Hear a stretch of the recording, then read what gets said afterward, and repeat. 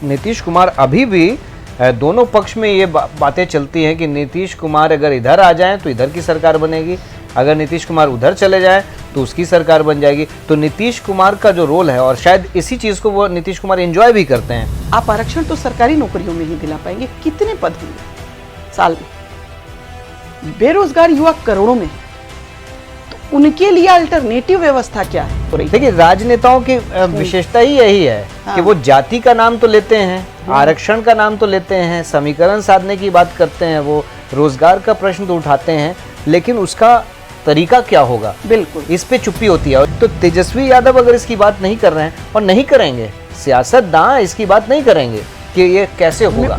जन सुराज जो सामने आया है प्रशांत किशोर का, वो डेंट किसको लगा रहा है? सवाल इस वक्त ये है, वो डेंट सीधे सीधे अगर कहें तो आरजेडी को ही डेंट लगा रहा है। नमस्कार दोस्तों, मैं सुनीता त्रिपाठी आज फिर हाजिर हूं चर्चा में बातचीत करने के लिए। आज की हमारी बातचीत होगी तेजस्वी यादव की कार्यकर्ता संवाद यात्रा पर। उन्होंने ये यात्रा मिथिलांचल से शुरू की है। मिथिलांचल वो जगह है जो पहले कभी राजद का गढ़ हुआ करती थी। हालांकि पिछले कुछ चुनावों में राजद के हाथ से मिथिलांचल का गढ़ दरकता हुआ नजर आया। शायद इसीलिए तेजस्वी यादव ने अपनी यात्रा वहीं से शुरू की। इस यात्रा की कुछ खास बातें हैं। पहली खास बात यह है कि इस बार प्रदेश स्तर के कोई भी नेता तेजस्वी के साथ नहीं गए हैं, यानी वो सिर्फ स्थानीय स्तर के नेताओं और कार्यकर्ताओं से संवाद करेंगे। दूसरी बात यह है कि उनका कहना है कि एक नई सोच के साथ पार्टी को आगे ले जाना है। वो नई सोच क्या होगी, हम इस पर भी चर्चा करेंगे।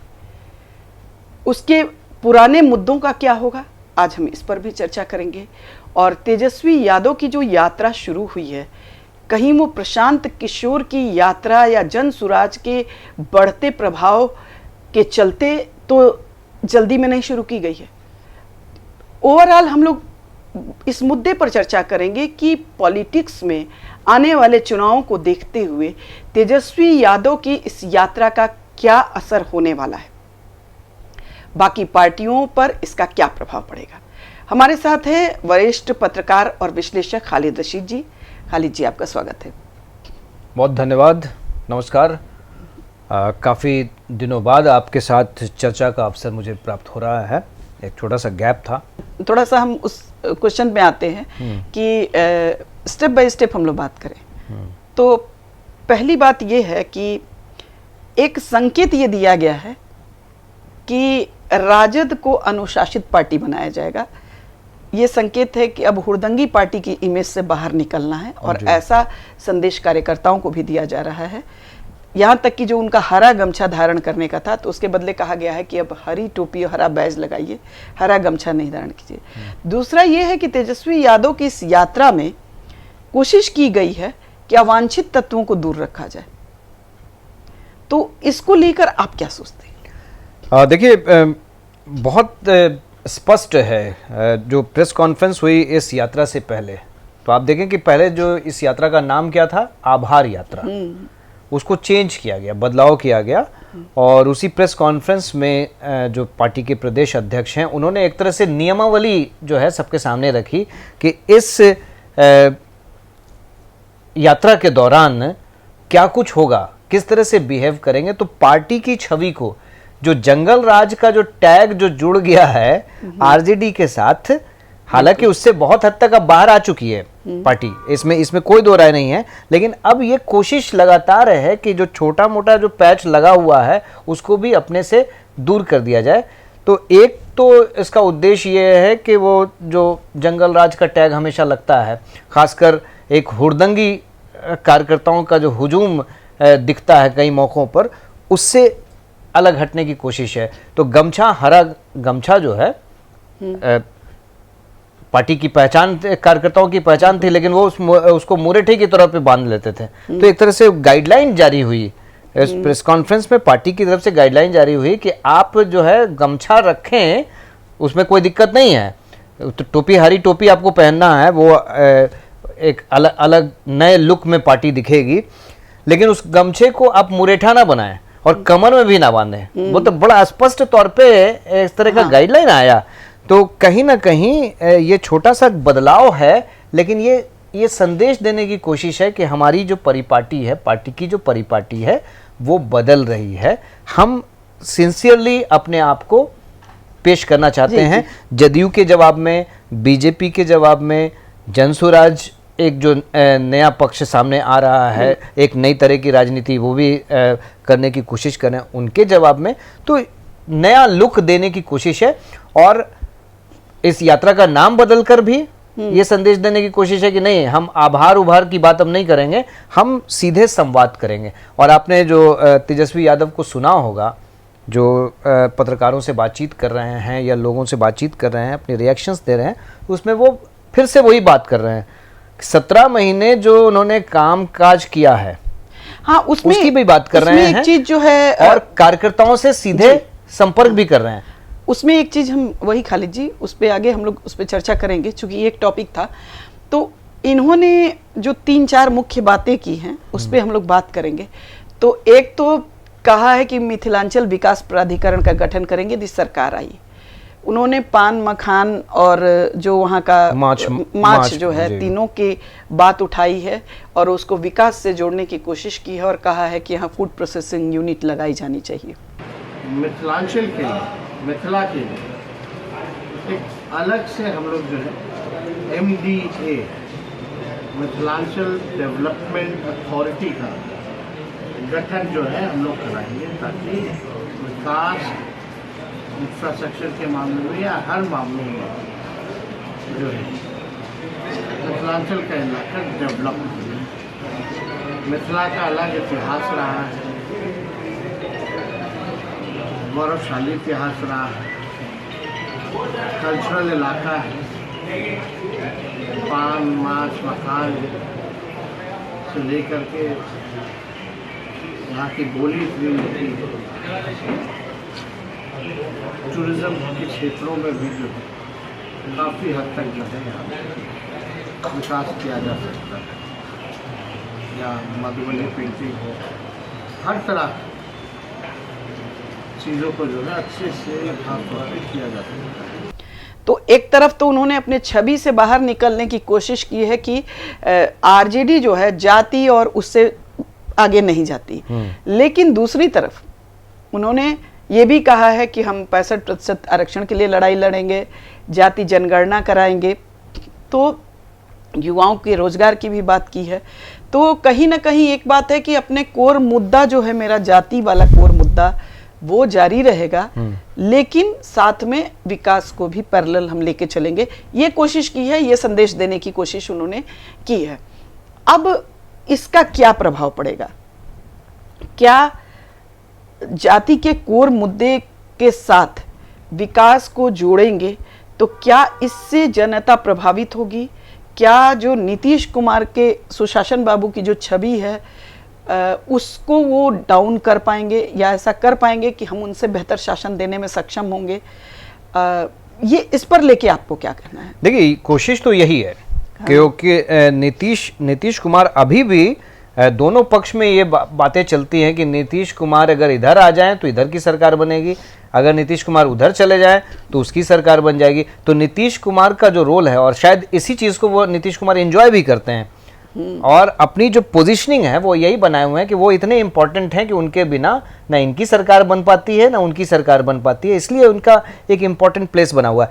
तो विकास का एजेंडा जो है वो भी लेकर चल रहे हैं और पार्टी की छवि को भी अलग नजर। लेकिन जातीय जनगणना की बात आपने जो की है, तो जातीय जनगणना का क्रेडिट ये लेते रहे हैं। बिहार में तो जातीय जनगणना हो चुकी, अब तो राष्ट्रीय स्तर पे बात की जा रही है, और उसी के आधार पे जो भी आरक्षण का जो सवाल आया था, जिसमें सुप्रीम कोर्ट का ऑर्डर आया, जो 65% आरक्षण की बात हो रही थी, तो उसमें उसका श्रेय भी ये लोग लेने की कोशिश करते हैं कि हमारे 17 महीने के समय काल में ये सब कुछ हुआ।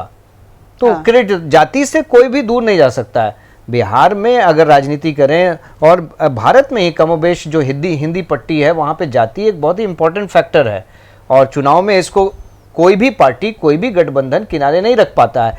लेकिन उसके साथ साथ ये कोशिश इनकी जरूर है कि भाई जाति वाला पक्ष तो है ही, कॉम्बिनेशन तो हम लेके चले ही, लेकिन साथ साथ विकास का मुद्दा भी। अब मिथिलांचल में गए तो मिथिलांचल में क्या बात कर रहे हैं वो, फूड प्रोसेसिंग यूनिट की। तो ये बदला हुआ बदला हुआ अंदाज तो है बिल्कुल। लेकिन ये कह रहे हैं खालिद जी कि जैसे कि सवाल ये है कि जब आप विकास की बात कर रहे हैं, युवाओं को रोजगार देने की बात कर रहे हैं और सरकारी नौकरियों में आरक्षण बढ़ाने की बात कर रहे हैं, तो जो आज का युवा है, जो पढ़ा लिखा युवा है, और अब हर जाति हर वर्ग में लोग पढ़े लिखे, पहले जैसी निरक्षरता नहीं रही है, साक्षर है, समझदार है।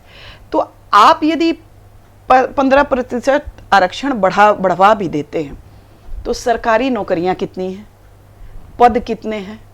पद तो डेली घट रहे हैं और क्रमवार पद घटाए जा रहे हैं। ये कांग्रेस मनमोहन सिंह के शासनकाल से ही ये नीति बन गई थी कि सरकारी पद करने हैं और सभी चीजें अब आउटसोर्सिंग से होने लगी। तो ये सच है कि यदि आप अपने आप को विकसित या बदली हुई सोच वाला नेता बताना चाहते हैं तो आपको ये भी बताना होगा कि ये तो पद आप आरक्षण तो सरकारी नौकरियों में ही दिला पाएंगे, कितने पद होंगे साल में? बेरोजगार युवा करोड़ों में है, तो उनके लिए अल्टरनेटिव व्यवस्था क्या है? जो सरकारी नौकरी नहीं पाते हैं उनके लिए अल्टरनेटिव व्यवस्था क्या है? ये भी तेजस्वी को लेके चलना चाहिए और सोच के चलना चाहिए। देखिए सुनीता जी, ये सिर्फ तेजस्वी को नहीं बताना है, सबके लिए, सभी लोग सबके लिए। ये नहीं जो भी, चूंकि हम लोग उनके संदर्भ में बात कर रहे हैं इसलिए उन पर बात हो रही है। देखिए राजनेताओं की विशेषता ही यही है कि वो जाति का नाम तो लेते हैं, आरक्षण का नाम तो लेते हैं, समीकरण साधने की बात करते हैं, वो रोजगार का प्रश्न तो उठाते हैं, लेकिन उसका तरीका क्या होगा, बिल्कुल इस पे चुप्पी होती है। और ये मौन सभी की तरफ से। तो तेजस्वी यादव कोई आइसोलेटेड नहीं है। हाँ, वो चाहे बीजेपी के लोग हों, आरजेडी के लोग हों, जेडीयू के लोग हों, कांग्रेस के लोग हों, सभी पार्टियों में ये लगता है कि वो बातें तो वो वही करते हैं अपने भाषणों में, अपने संवाद में बातें वही करते हैं जो लोगों को लगता है कि अट्रैक्ट करे। लेकिन उसका खाका क्या होगा, उसका प्रारूप क्या होगा, इसकी चर्चा कोई भी नहीं करता है। ये सभी के साथ है। तो ये मुझे तो तेजस्वी यादव अगर इसकी बात नहीं कर रहे हैं और नहीं करेंगे, सियासतदान इसकी बात नहीं करेंगे कि ये कैसे होगा, मूल मुद्दा यही है, ये कैसे होगा ये नहीं करेंगे वो। लेकिन हाँ, अगर सिंसियरिटी है उनकी, विकास को एक महत्वपूर्ण हिस्सा मान रहे हैं अपनी राजनीति का, तो जातीय समीकरण तो साधना है ही। जातीय समीकरण के बिना राजनीति नहीं कर सकते हैं और सत्ता तक पहुंचने की जो बात है वो सपना पूरा नहीं हो सकता है। लेकिन अगर विकास को लेकर आप चलते हैं साथ में, तो ये अच्छी बात है और इसमें ये कोशिश दिख रही है, संवाद जो वो कर रहे हैं। हालांकि वो पहली यात्रा नहीं है, आपको याद होगा कि लोकसभा चुनाव से पहले भी उन्होंने बहुत लंबे समय अंतराल की यात्रा प्रचार की यात्रा थी वो, और ये चुनाव प्रचार की नहीं है, चुनाव के ठीक पहले की घोषणा से ठीक पहले उन्होंने करीब 25 से 28 दिनों का वो एक समय काल था। अगले टॉपिक पर हम लोग चले, इसलिए कि थोड़ा सा समय को सीमित रखना है। अगले टॉपिक नहीं, अगले चरण में चले। हाँ, तो अगला चरण ये है कि 2 प्रश्न उठते हैं। ये तो सच है कि तेजस्वी यादव को, आरजेडी को ये समझ में आ गया है कि अब सिर्फ जाति की राजनीति या एक तरह से कहिए तो तुष्टीकरण की राजनीति या जो भी राजनीति का नाम ले लीजिए, आजकल हर नेता अपने एंगल से करता है, सिर्फ उससे काम नहीं चलेगा, आरक्षण की राजनीति से काम नहीं चलेगा, विकास को उसमें लाना ही पड़ेगा। अब पब्लिक खाली उससे नहीं खुश होने वाली है। बिल्कुल। दूसरा चीज ये है कि वो तो सच है कि उन्होंने एक अच्छा स्टेप लिया, सोच को बदलने की कोशिश की, लेकिन एक हम लोग इस पर भी चर्चा करें कि प्रशांत किशोर इस राजनीति में, बिहार की राजनीति में क्या फैक्टर बनने वाले हैं और आने वाले विधानसभा चुनाव में उनका क्या असर रहने वाला है, और क्या राजद प्रशांत किशोर के बढ़ते हुए कद को लेकर सशंकित है, चिंतित है। जेडीयू भाजपा भी होंगे, लेकिन चूंकि अभी हम लोग तेजस्वी के संदर्भ में चर्चा कर रहे हैं, इसलिए तो क्या प्रशांत किशोर के जवाब में कहीं ये यात्रा तो नहीं शुरू हुई है? मुझे ये लगा, प्रशांत किशोर की चर्चा आपने छेड़ दी तो मुझे ये लगा कि कहीं आप एक नया टॉपिक प्रशांत किशोर और जन स्वराज को तो नहीं शुरू कर रही हैं। लेकिन हाँ, आपने जो सवाल, देखिए जन स्वराज जो सामने आया है प्रशांत किशोर का, वो डेंट किसको लगा रहा है? सवाल इस वक्त ये है, वो डेंट सीधे सीधे अगर कहें तो आरजेडी को ही डेंट लगा रहा है ना? वो उसने किसको अपने साथ जोड़ने की बात की है?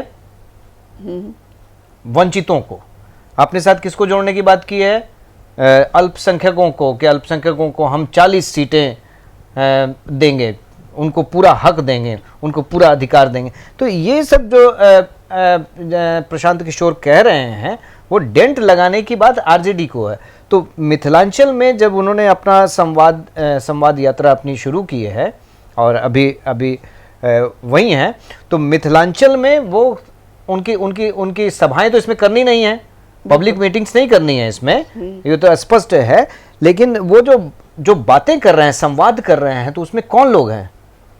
अलग अलग वर्गों के साथ बैठ रहे हैं, है ना? जो उनके परंपरागत वोटर हैं उनके साथ भी बैठ रहे हैं, और जिनकी संभावना ये है कि वो दूर जा सकते हैं, जन स्वराज के साथ जा सकते हैं, प्रशांत किशोर के साथ जा सकते हैं, उनसे भी वो संवाद करें। तो कहीं ना कहीं एकजुट करने की बात है। चैलेंज तो है। हाँ, बिल्कुल। जन स्वराज का एक चैलेंज तो है। जन स्वराज ने जिस तरह से पॉलिटिकल मिजाज को बहुत अच्छे से समझते हैं, हाँ। क्योंकि पॉलिटिकल मैनेजर रहे हैं प्रशांत किशोर, और महागठबंधन की जो सरकार बनी थी उसके पीछे जो माइंड काम कर रहा था उस समय, पूरी तरह से रणनीति बनाने वाले प्रशांत किशोर थे।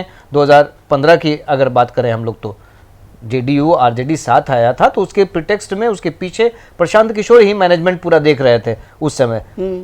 तो जैसे खालिद जी, हमारा बस यही कहना है कि प्रशांत किशोर, जेडीयू और आरजेडी, अभी तक हम लोग जेडीयू आरजेडी को ही मान के चल रहे थे, बाकी साथी पार्टियां थी, तो उनका बात हम लोग छोड़ दें। लेकिन अब इस चुनाव में प्रशांत किशोर भी एक फैक्टर बनने जा रहे हैं।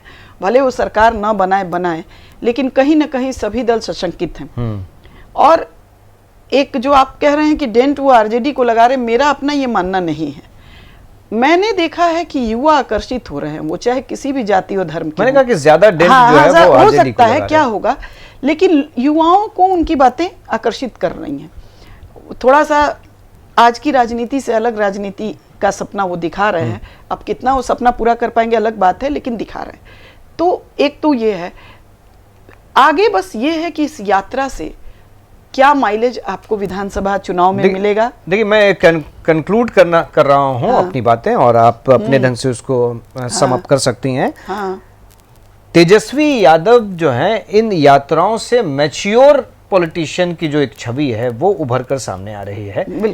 एक पॉलिटिशियन जो सीखता है, संघर्ष करता है, एक जो उनपे ठप्पा लगा हुआ है कि भाई लालू परिवार से जुड़े हुए हैं और सिल्वर स्पून लेकर सामने आ गए हैं, 10वीं 9वीं फेल, ये भी कहते हैं 9वीं फेल है, और इसका जो है अनुभव नहीं है, सिल्वर स्पून लेकर आए। तो अपने आप को उनको स्थापित करने का मौका मिल रहा है। पिछली भी यात्राओं में उन्होंने बहुत कुछ सीखा और पार्टी को अच्छी कामयाबी मिली। पिछले सरकार नहीं बना पाई आरजेडी, लेकिन लालू प्रसाद उस समय बाहर नहीं थे, है ना, जेल में थे, और उसके बाद बाहर से इन्होंने चीजों को मैनेज किया, अच्छा काम किया उसका। और अब जो ये संवाद कर रहे हैं, तो सीधे कार्यकर्ताओं से संवाद कर रहे हैं, और किस तरह का अंदर बंद कमरे में क्या बातचीत होती है ये तो हम लोगों को नहीं पता है, लेकिन जो बाहर जो चीजें दिख रही हैं उससे ये उनकी छवि मजबूत हो रही है। एक नेता के तौर पे तेजस्वी यादव स्थापित हो रहे हैं, और जाहिर तौर पे इससे दूसरे खेमे में कहीं ना कहीं थोड़ा बहुत चिंता की स्थिति जरूर बनेगी। बिल्कुल बिल्कुल। दर्शकों, हम लोग दोनों लोग इस बात से सहमत हैं कि तेजस्वी यादव अपनी उस छवि से बाहर निकलने की कोशिश कर रहे हैं जो उनके ऊपर आरोप लगता है कि एक बड़े नेता के बेटे होने के नाते उनको सत्ता मिल रही है। उन्होंने काफ़ी मेहनत पिछले चुनाव में भी की थी, और अब भी वो शुरुआत कर रहे हैं, मेहनत कर रहे हैं, एक नई सोच, एक नई दिशा देने की कोशिश कर रहे हैं। उनका ये प्रयास कितना सफल होगा ये तो आने वाले विधानसभा चुनाव में ही पता चलेगा, लेकिन इतना ज़रूर है कि वो एक मजबूत राजनेता के तौर पर धीरे धीरे ही सही पर कदम आगे ज़रूर बढ़ा रहे हैं। दर्शकों, हमारी ये चर्चा कैसी लगी अपनी प्रतिक्रिया से ज़रूर अवगत कराएं। हमारे चैनल को लाइक करें, सब्सक्राइब करें और शेयर करें। नमस्कार। नमस्कार।